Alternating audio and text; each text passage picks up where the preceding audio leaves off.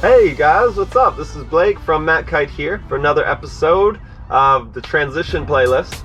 Today what we're going to be going over is a 360 Kiteloop Transition. So we're stepping it up a notch from the last one where it's a 360 transition, adding a kite loop, and you just take this one to the next level from that. So we're going to get into it, go over the prerequisites, what you need to know, and get into all the nitty-gritty details of what you need to know to do a 360 Kiteloop transition. Yo!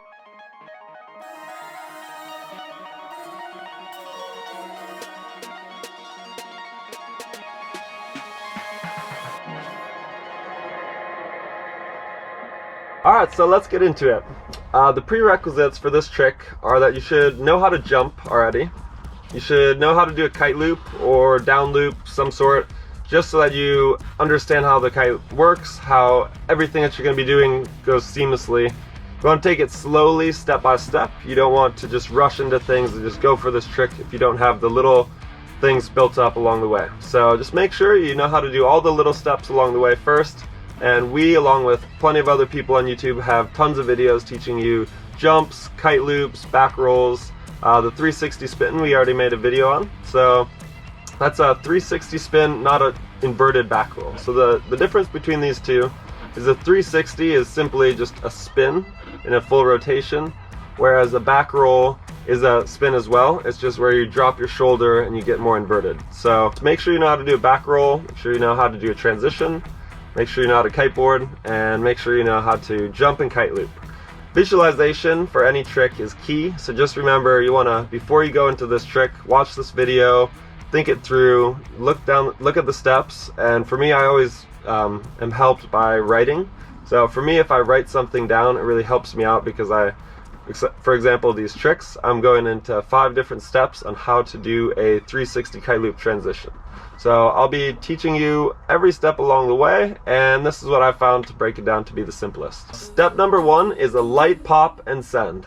If you pop too hard, what that does is it sends you into a back roll. But what we're teaching you here is a 360 Kiteloop transition where you're more stretched out, you're not inverting so much, so you're more just spinning around the bar as you go. And in order to do so, you just do a light pop, so that it just gets you up in the air, starts your rotation, but doesn't pop you so hard that your board goes up and you start to invert. Just like you would for a skateboard, just push down and pop, do a nice little ollie, and that'll get you up off the water with the movement of the kite, and that'll start your rotation off to a nice slow rotation that'll send you into the transition. So you have your light pop, and you want to pop right as you're sending the kite. So in order to send the kite, you don't want to pull in on the bar because that'll yank you downwind and rip you off of your edge. So you want to have it be a nice, light, smooth pop, just real easy and light. And as you're going into the pop, you're going to slowly send the kite sheeted out.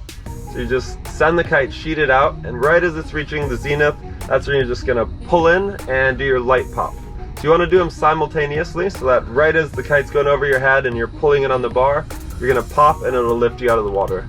If you pull in on the bar too early, then it's just going to yank you off the board. And if you pop lightly too late without the kite, then it's not going to lift you up. So just try and have your pop and your kite go at the same time, just nice and light. And just remember, usually what I say when you're doing a pop is to bring that front knee to your chest and really launch the board into the water, because that really sends you up high and gets you as much air as possible. But for this trick, we're going to try and stay low just to start, and we're going to more of a spin and not so high than a big inverted rotation. So you don't want to bring your knee all the way to your chest, just a little bit up just to get you going. So once you've done your pop, you can actually just let your feet hang underneath you, straighten your legs, whatever feels comfortable for you. But you're not needing to bring your knee all the way to your chest for this. You can just let your feet hang, and you're going to be spinning around the bar. And right as you pop, you're going to be edging into the wind, so that sends you into your spin. And then just your light pop will get you off the water and send you into that 360 rotation. And step number 2 is going to be sheeting out on the bar. So after you've gotten your pop and you've sent the kite's going to lift you up, and then you just immediately want to sheet out on the bar so that it doesn't keep pulling you, and you can just start rotating smooth and lightly around the bar as you come around. So you're going to want to sheet out after you pop, and that'll allow the kite to then catch you and allow you to float down and spin around underneath the bar as you're coming down into your landing. This is a really nice, light, smooth trick, and as you're sheeting out, the kite's going to be traveling across the edge of the window. So it'll still be pulling you since it's moving. You're not gonna fall and swing underneath it. So the kite's gonna be going from here, you're spinning around, and then the kite, as you sheet out as it's going to the other side of the window. If you have it pulled in, then it's gonna loop too early, and that's gonna pull you off your edge or send you into a big kite loop. What we're doing here is just a kite loop at the edge of the window to catch you as we start, and then the more you build up to this, the more you can pull it sooner, and the sooner you pull it, the more it's gonna yank you. So once it starts to yank you, that's when you can drop your shoulder more and really get that rotation. It kind of feels like a late back roll kite loop where you're going up for the spin, you kite loop it, and then it pulls you around and you yank underneath the lines and spin around. So take it slow, just send the kite slowly, sheet it out up above you, and that's step number 2. Step number 3 is to slowly send your kite across the wind window.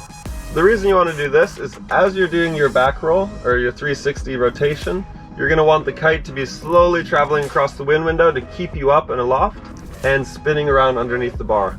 If you send it too quick, you won't have time to do your full rotation, and the kite will be there and you'll be halfway through and then you'll need to loop it. So if you send it slowly, then you'll have time to really spin around the bar completely and do a nice slow rotation around your lines rather than getting yanked as you're just halfway through. This is important because the faster the kite moves, the more it pulls you and the more power it generates. So as you start, you want to just slowly send the kite from this side of the window as you pop to then slowly the other side, where then you're going to loop it at the edge of the window. What I find helpful for this is I like to put my hand in the middle of the bar and my thumb on the other side. So this way I have my hand on this side of the bar, things going here, and I can use my thumb as leverage, but I can control the speed of the kite moving a lot better with my thumb rather than just here where I only have this much movement. So use the thumb for leverage to really push into the bar to have complete control of the speed, and I can even move it back over if I need it to slow down a little more. So that's just a little tip extra for you. But yeah, step number 3 is to slowly send the kite across the wind window. Step number 4 is looping the kite. So it's very important as you're learning that you want to try and loop the kite at the very edge of the wind window. So you're going to be doing your 360 and moving the kite slowly to the edge. And then once you've completed your rotation and the kite's at the edge of the window, that's where you're going to pull on the back hand of the bar and then loop the kite, and it'll pull you the other way. So in order for the kite to pull you the other way, you're going to need to loop the kite and then keep holding it so that the kite makes a full rotation and then goes into the other direction. So it's not just a kite loop where it loops and pulls you in the same direction. You're spinning around the bar. Let's say you're going to the left. You're making your rotation, the kite's going over here.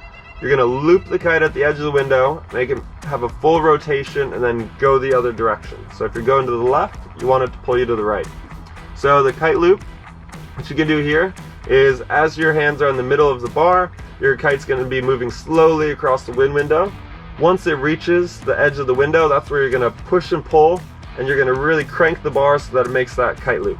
So if you need to, as you start to reach the edge of the window, you can even widen your grip to really get more leverage. Or what I like to do is just keep my hands in the middle of the bar and just pull in and really crank the bar as hard as you can. So that'll make the kite loop all the way around, pull you into your landing, and that's what you need to do for the kite loop. So you've done your light pop, you've sent the kite, you've sheeted out, you've done your 360 rotation with the kite going to the other edge of the window, and now it's time for you to do the kite loop added to that. And depending on where you loop it, that's what's going to determine the amount of pull that you have.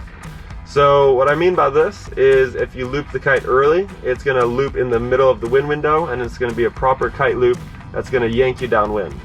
Whereas if you send the kite to the other edge of the window and loop it later, that's going to pull you softly into your landing. So I would recommend starting with the kite looping at the very edge of the window just to get you a nice light pull and nothing too crazy.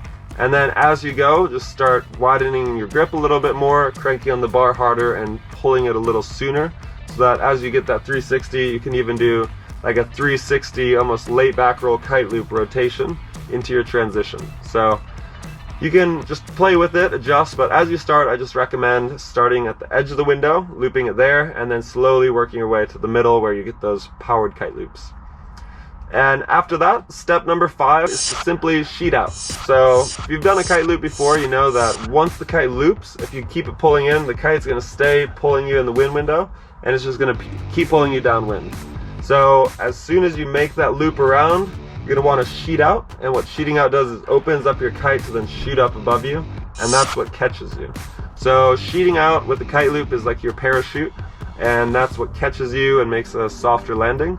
Whereas if you have it pulled in, you're going to land harder and you're going to land more powered going downwind.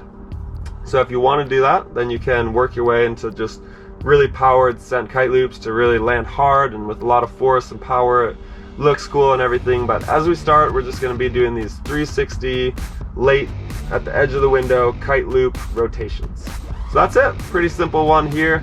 And as you go, just remember you can drop your shoulder more, send the kite a little sooner into that loop, and you can really just send it hard into that rotation going the other way.